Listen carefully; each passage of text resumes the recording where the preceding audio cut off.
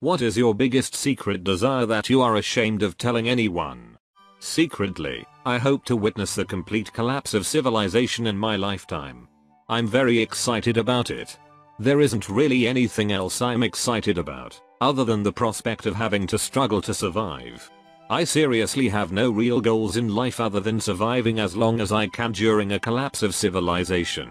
I take good care of my health, in an effort to live as long as possible, because I am afraid of dying before the collapse of civilization happens. When I see stock prices plunge, I smile. Also, my best memories as a child are of getting injured while doing something stupid, because it gave me a feeling of at least having lived.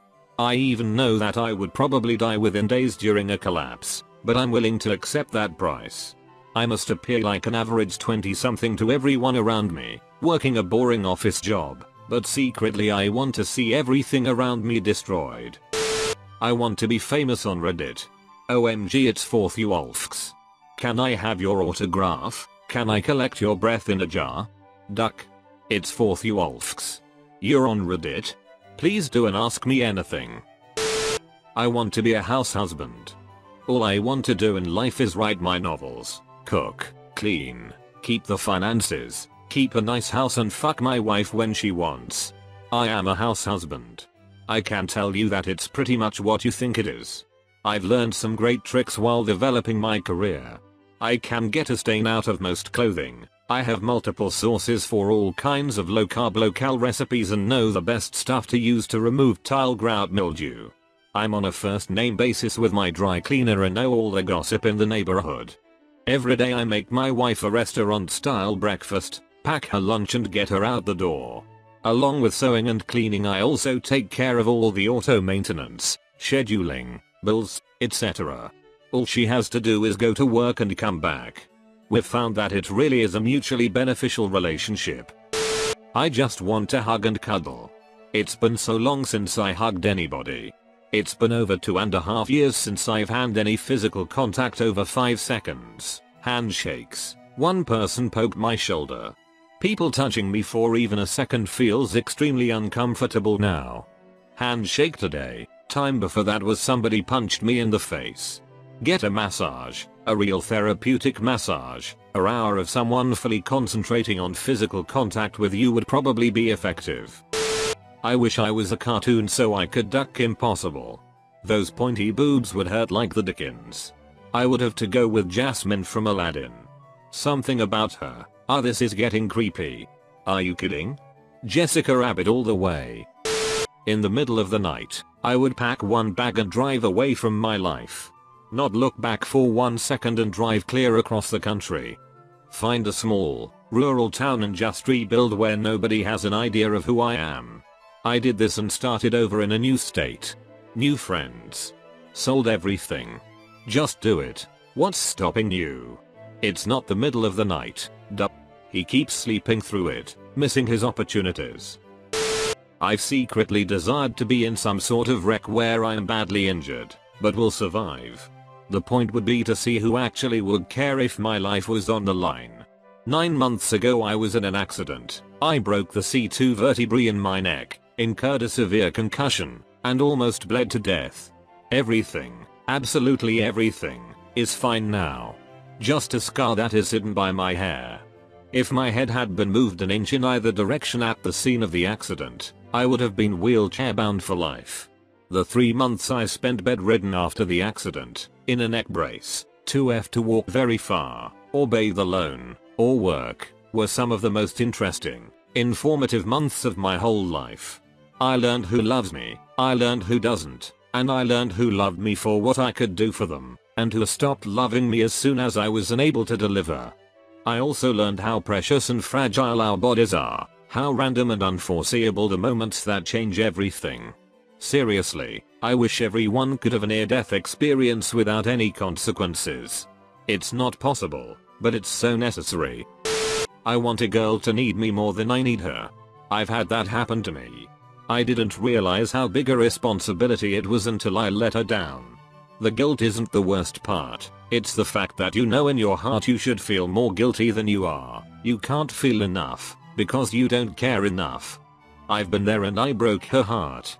I never want that much responsibility again.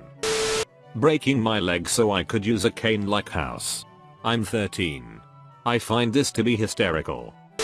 To love a woman and to be loved by the same woman for the rest of my life. I just threw up in my mouth a little. That's fucking disgusting. I want to be forcibly taken by a woman. I've somewhat had this happen before. I'm 24 and she was 32, and I had just met her that night. I made a joke about her not being a cougar, so she threw me against a door and made out with me until I agreed. I didn't bother agreeing with her right away. I work as a nursing assistant at a retirement home, and the one thing I've always wanted to do is break a bunch of residents out. Something like a Ferris Bueller's Day Off kinda day where me and about 100 old people have an awesome day. Give them something to enjoy so close to their ends. Not sure if this helps your plight, but as a teen I worked for a nursing home and planned a senior prom. I had a photography class from my high school take pictures. I borrowed records from the library. I enlisted the art students to make corsages. The culinary department, in which I worked, made awesome food and I carved a watermelon basket that won high reviews from the residents. It remains one of my fondest memories, mainly because Mr. Hobbs got out of his wheelchair and danced with me and the joy on everyone's face while they twirled among the balloons. I'd do it a million times over if I could. Anyone remember the How I Met Your Mother episode where Robin reunites with an old boyfriend from her teen pop star years in Canada?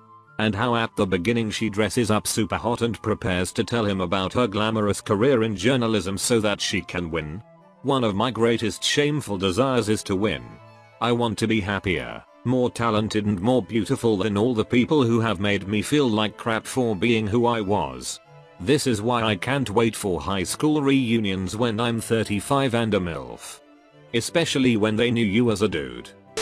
I've been to giant festivals where they have these giant inflatable balls for kids.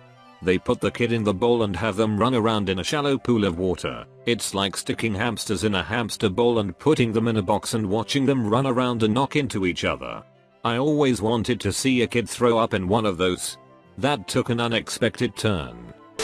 I want to have a threesome with another girl. I think it'd be the sweetest thing I could do for my boyfriend husband when he's being serviced by two women.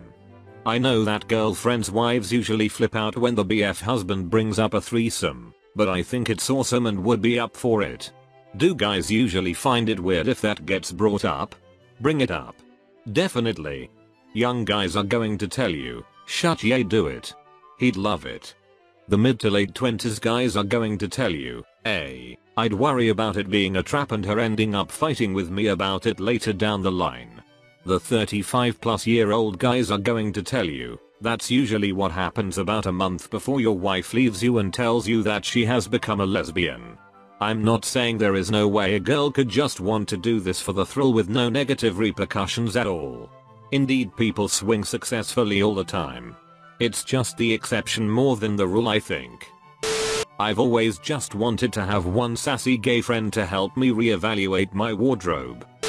I am a pilot. I secretly desire for my plane to be hijacked by evil Islamic terrorists someday when I am finally a captain in a major airline. So I could kill them with my bare hands and receive a hero's welcome after safely bringing my passengers back. Then I could play a humble guy like Captain Sully, dismissing my achievements by saying that I was simply doing my job. The news agencies will do a piece on my life and family. Duck yeah. More like you'd keep the door locked and have to listen to them executing the stewardesses one by one because you wouldn't open it. They'd call you a hero on the news and people would buy you beers in the bar, but you'd never be able to get their cries out of your ears. I want to hook up with a teacher I've had. I actually had sex with my teacher when I was in 3rd grade. My dad was so proud of me that he offered to buy me a bicycle. I had to decline the offer because my butt still hurt a lot. I just want to be a girl. I'm male. I want to be shrunk to the size of an ant and proceed to make love to as many insects as possible in a 30-minute span. I respected that this is your secret desire, but so far this is the only one that made me laugh out loud. I really hope this happens for you. I wish an injured puppy would come to my doorstep so I could nurse it back to health and finally have unconditional love. Someone left a 4-month-old puppy in my backyard last February. I was a full-time student at the time and wasn't really in a financial position to have a dog. Went to get him scanned for a microchip to see if it was an accident. It wasn't, and instead of any microchips the vet discovered he had parvo. I was in the exam room with him while the vet stepped out to give me a minute to decide what to do. Treat him with money I didn't have or have him put down because apparently it's impossible to get shelters to take a dog that sick.